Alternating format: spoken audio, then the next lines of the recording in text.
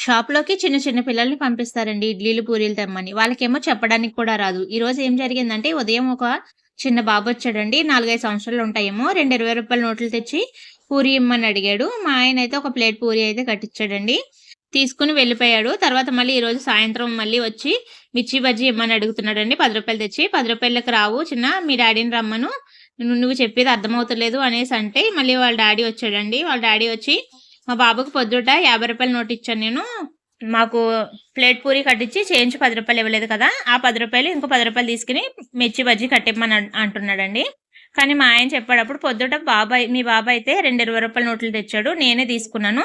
పూరి కూడా కట్టించాను. ప్లేట్ పూరి రూ. 40 కట్టించాను. కావాలంటే మా పక్క షాప్‌లో ఆయన కూడా ఉన్నాడు. అడుగానంటేని లేదు నేను రూ. 50 నోట్ ఇచ్చానన్నాడు.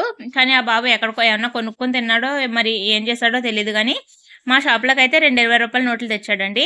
పిల్లలకి ఏం తెలుసు వాళ్ళకి చెప్పడానికి రాదు. ఒకవేళ ఎక్కడ పడేసినా వాళ్ళకే తెలీదు. పెద్దోళ్ళొచ్చి తీసుకుంటే అయిపోతది. పిల్లలకి ఏం